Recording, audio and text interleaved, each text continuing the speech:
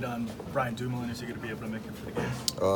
Not at this moment, but we'll obviously keep you updated. Okay. Yuso worked with Chris Letang yesterday. If that's a pairing you like to use, what do you like about those two together? Well, you know, Yuso is a very versatile player. He's mobile. He can skate. He can get back to pucks. He has good offensive instincts. He can, you know, he makes a good first pass. He sees the ice pretty well. He can shoot from the offensive blue line.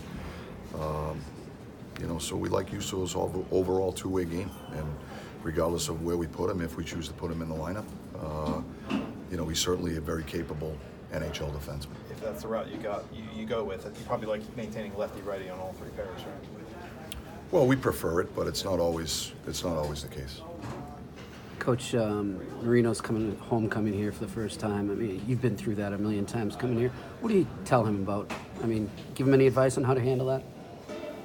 Well, he's just got to relax and play his game. I think it's always exciting for a player when they come home. I'm sure he'll have a significant amount of tickets, ticket requests. We'll make sure that gets taken care of in the morning so that he can focus on the game. But I think it's all part of it. I'm sure it'll be a lot of fun for him to come back home and play in front of his family and friends. But we don't want him to change a thing. Just bring his game. Do you remember your first homecoming?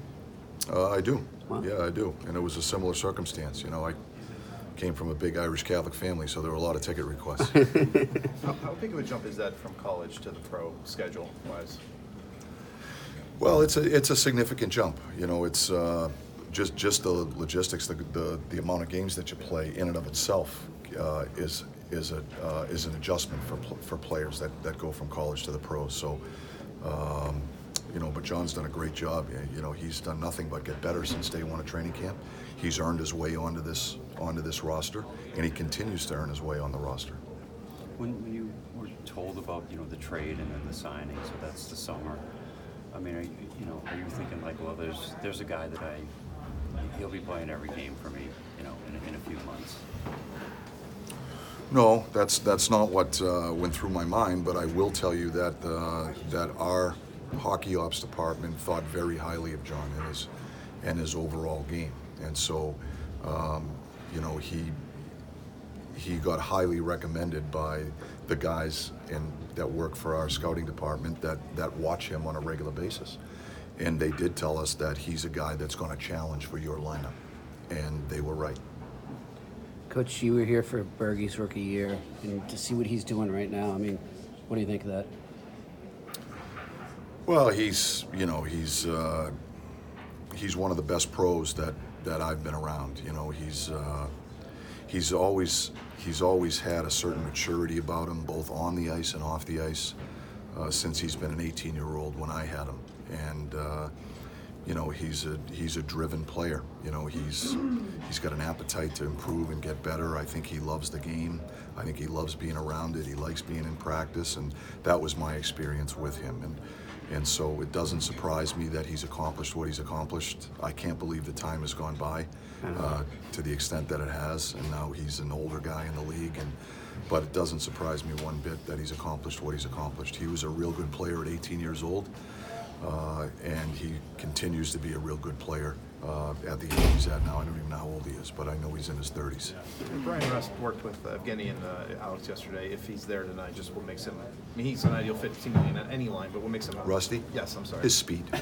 You know, his speed is I think is dangerous, and no matter what line he's on, he helps that line. You know, he's a great puck pursuit guy. He gets in on the forecheck. He puts defensemen under pressure. He forces turnovers. You know, he's got decent hockey sense that he can make plays when they do get the puck, and he has a conscientious game. He can play 200 feet. You know, he has the ability to catch the rush if we get caught in the offensive zone. He has the awareness away from the puck that he can play down low in the defensive zone. So he's a real versatile player. But for me, the biggest thing that Rusty brings, no matter what line he plays on, is the speed element. Mike, I know you always want Brian Dumoulin out there against top lines, especially I would think against a team like this. If he can't play tonight, how much does that impact your game plan in terms of how you handle the bench? Well, we can't use him if he doesn't play. But we have capable guys, and that's how we look at it. So we'll figure it out based on what we have at our disposal tonight. But Dumo's a really good player. I think he's one of the more underrated defensemen in the league. He quietly just goes about his business and does a terrific job for us at both ends of the rink. I think he's adding an offensive dimension to his game. He's getting better. We've used him a little bit on the second power play, but he's such a great defender with his mobility and his stick and his awareness and his competitiveness. He's a real competitive guy, so certainly he's an important player for us. How difficult is it to replace what Patrick brings during his absence? Well, it's, Horny for us, he's a unique player for our group. He's kind of a bull in a china closet. He just wreaks havoc in front of the net. He gets in on the forecheck. He's good in the battle areas. He might be every goalie's worst nightmare in the league with the way he goes to the net and makes it hard for goaltenders with their sight lines and their motion and their movement just at the top of the crease. And that's what he brings to our team. So. He's certainly a guy that I know makes us a better team when he's in our lineup. But once again, we've been through this before. When guys go down, it provides opportunities for others to step up and play more significant roles. And guys are going to have to, they're going to have to fill that void.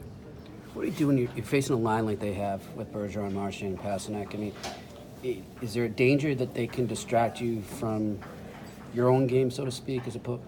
You know what I mean? Well, not for us. I just think they're a very good line. We have a lot of respect for them. But we've got some good lines too, and that's the way we look at it. So, we have a game plan. We have certain matchups that we're looking for. It's not as easy to control on the road as it is at home, but certainly we have capable people that we think make us a competitive hockey team. So. They're a very good line. That's three really good players. We're going to have to be aware when they're on the ice. We're going to have to compete hard when they're on the ice. But certainly our focus is going to be on our game. Goalie tonight? Matt. Thanks, Coach. Thank you. Thanks, Coach. You're welcome.